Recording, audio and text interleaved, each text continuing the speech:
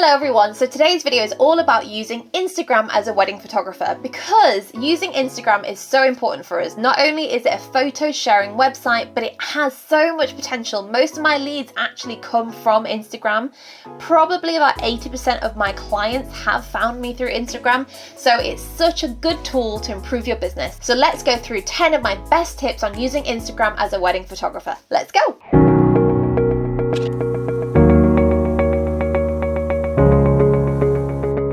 Okay, number one is community over competition. Now, this is super important. It may seem like a competitive website or social media app, whatever you want to call it. However, there is so much potential for you to create a community and build your own community within Instagram with other photographers. Hear me out, because you want to engage with as many photographers as possible. You want to follow as many photographers as possible. You basically want to make sure that you are interacting with as many photographers as possible. Why? Because you need to basically build your own reputation as a wedding photographer. The best way to do that is actually within the wedding photographer community, because you will also get a lot of referrals if you stand out within the photographer community as well.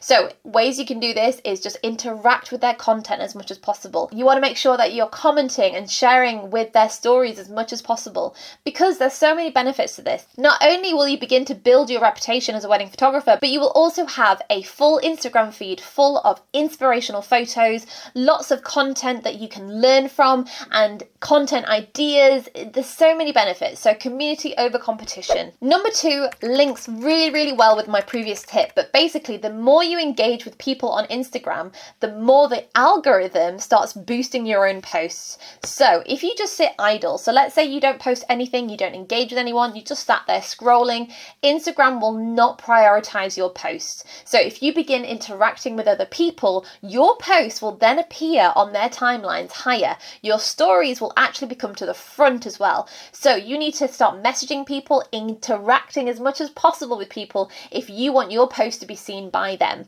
Instagram basically will reward you for creating your own community, because it is a community-based platform. It's not just, hey, look at my photo type platform. They want you to interact. They want you to engage with other people. So doing that will boost the algorithm and make sure that your content gets seen. So basically engage as much as possible with other people. I spend a minimum 30 minutes a day just commenting, liking, looking at other people's posts, not even thinking about my own content, literally just spending my time engaging with other people. And it's also really inspirational. I love seeing other people's work. I love seeing what other photos are out there, what other venues are out there, what styles are out there. It's hugely beneficial in so many ways. So number two, make sure that you are engaging with others. Number three also follows from the previous point, but you basically want to tag as many people as possible in your posts. Now, obviously you can't tag other photographers, but you can start tagging other suppliers in as well. So if you do a wedding or a styled shoot, make sure that you have everyone's tag in there, and that's tagging them in two ways: on the actual picture itself and actually adding them into the description of the picture. By doing that, they will get notified that they are involved some way with that picture, and they will most likely interact with it as well. So the more people you tag, the more interactions you'll get, the more shares you'll get. You basically want to make sure that your photo has as many people linked to it as possible, not just, hey, here's a nice picture. You maybe even want to tag the bride, the groom, the venue, everything you can. Tag them as much as possible. This also applies to stories. So if you post a picture to your stories, always tag the suppliers, anyone that was involved. Make sure you keep tagging them in those as well.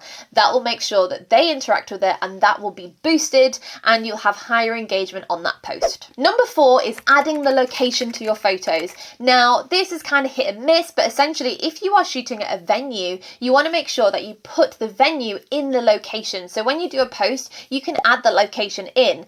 The good thing about this is any potential clients for that venue will be looking at that at some point. So maybe they're interested in booking there, or maybe they've already booked in there. So the benefit to this is potential clients that have already booked that venue, or maybe are considering booking that venue, will look at that location. The good thing about that is your photos will then appear, or any stories you've posted will also appear in that geo tag. If you haven't got a venue in your photo, maybe an area. So for example, for me, it would be Sheffield. So anyone that is actually in Sheffield and looking at that tag will see my photos appear. They might interact with it, they might might not, but doing that will make sure you increase your visibility on your post. Number 5 is relevant hashtags. Now, hashtags has been around from the beginning of Instagram, but there are certain things you can do to make sure you're getting the most out of it. So Instagram keeps changing what it likes and what it doesn't. What it currently likes is minimal hashtags. So I think about 5 hashtags is the sweet spot right now. I think they're copying TikTok a little bit, but essentially make sure that you're using location-based hashtags and relevant hashtags as well. So what do I mean by this?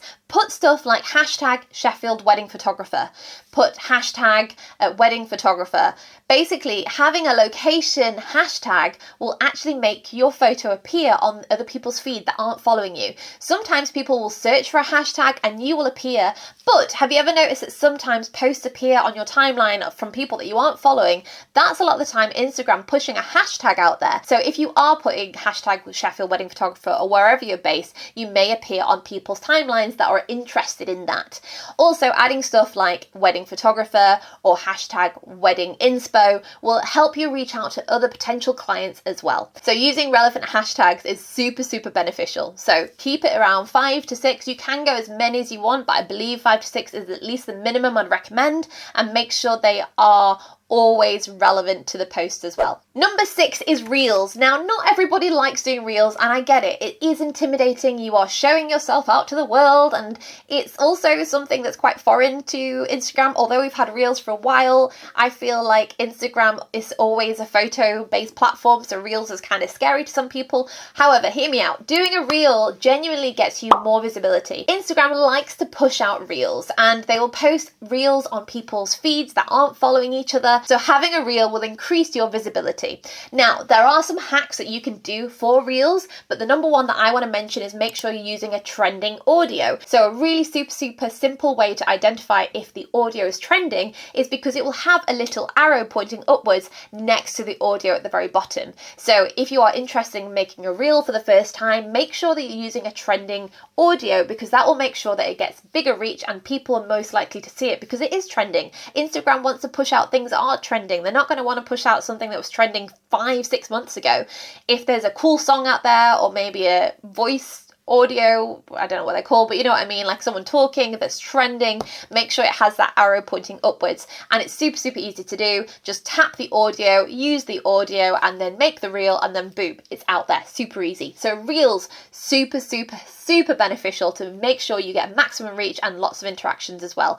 And people like seeing your face. So if you are someone that has never put your face out there or is scared to, you'll be surprised that a lot of people actually interact with you a bit more because you have shown your face. You are a person behind this Instagram handle. You actually are a person, and people actually like that, which is really weird. But yeah. Okay, number 7 is sharing content as fast as you can. This can be really hard, but genuinely, if you do a wedding or a shoot, people are excited to see the photos. They want to see the photos straight away. So if you manage to get a post out the same day or the day after, if you post it, you'll end up getting so much more interactions than you would if you posted it maybe a week later. So if you have taken thousands of photos, even just choosing one photo and posting it straight away and tagging all those suppliers in, you'll genuinely get such a better response by doing that. So get a photo out as fast as you can. What I like to do is when I have the mealtime break during a wedding, I get my iPad out, I download some photos, I edit a photo there and then I can get a photo out the same day. When I tag the bride in, she's more likely to share it as well to all of her guests, and they have been at their wedding, they're excited, they start interacting with it. You can add them as a collaborator as well, and that basically gets it on their own feed, and you will basically get so much more interactions than you would maybe if you posted it a week later. Basically, it's one of those things like old news, yesterday's news isn't as relevant, isn't as important. So the best thing you want to do is get content out straight away. Tag as many people as you can, invite the bride and groom as collaborators and tag them in it as well if you can, and you will get such a better response. So number 8 is consistency. It is really hard to be consistent, but basically you don't want to just put loads of posts into a week and then just completely be idle for next 3 weeks. Instagram will reward you if you keep using it. So maybe just choose one post a week. Maybe aim for like a Tuesday and you just post a post every Tuesday. Super simple. But if you are consistent, Instagram will reward you for that and will make sure that that post gets more visibility. There's nothing more annoying than when you haven't been on Instagram for ages and you suddenly post something and you get crickets. That is because you haven't been consistent. So don't worry if you do a post and it gets nothing, just keep at it. So the week after, post another post around the same time, and then another post the same time the week after. Ideally, you do want to aim for about 2 to 3 posts a week for the sweet spot for Instagram. However, if you are just being consistent with 1 post a week, that's better than no post a week. So try and be consistent. Number 9 is using your Instagram insights. So if you have a creator account or a business account on Instagram, you will have access to a professional dashboard. There's loads of tips and tricks on there. It's a completely different video. But basically what we're looking for is your audience engagement. And it will actually tell you when your audience is most active. So it will tell you the day and times that your audience is most active. So your followers basically are more active. The best thing you can do is use that analytics, and it will tell you when is best to post. So going back from the previous point of choosing 1 day a week, maybe just look at that dashboard, see when your audience is most active, see what time and date your audience is most active, and choose that date as a posting date. Super simple. There's a way to kind of hack your way into it. You're not just throwing spaghetti at a wall and trying to guess. Essentially, you have that information readily available. You might not have that straight away. The more you post, it might change, but just keep checking it every week and making sure that you're consistent with that audience or that follower graph, whatever it is. And then finally, number 10, do not focus on your follower numbers. Now, it's super easy to focus on, oh my God, I've gone up 3 followers this week. It's super easy. Like, I'm guilty of it. I know everyone's guilty of it. However, do remember that followers does not mean anything in the grand scheme of things. First of all, you can buy followers, and I do not recommend it. This is not an advert for buying followers.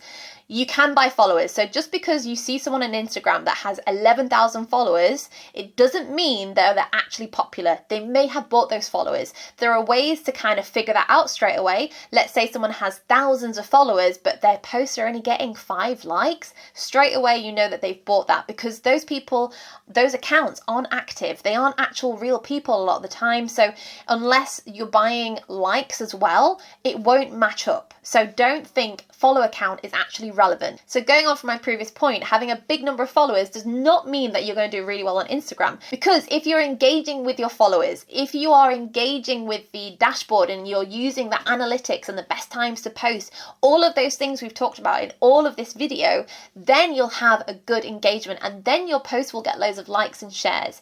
If you have a big number of followers but you're not actually using Instagram properly, you are not going to have a good number of likes. You're not going to have a lot of engagement on your posts. So just because you have thousands of followers doesn't mean it's a win-win. Essentially, you may just have a number there and your posts are getting next to nothing. Consistency is key, and if you want to continue growing your number of followers, which I feel like this is kind of where we're leading up to, you do need to make sure that you're posting regularly, that you're interacting with people, that you are posting on the best days, that you're posting reels, you are using the right hashtags, you're using the right locations. All of those things has to be relevant in order to get more followers. However, the number of followers, again, does not mean anything. So don't get put off by that person that has 3,000 more than you.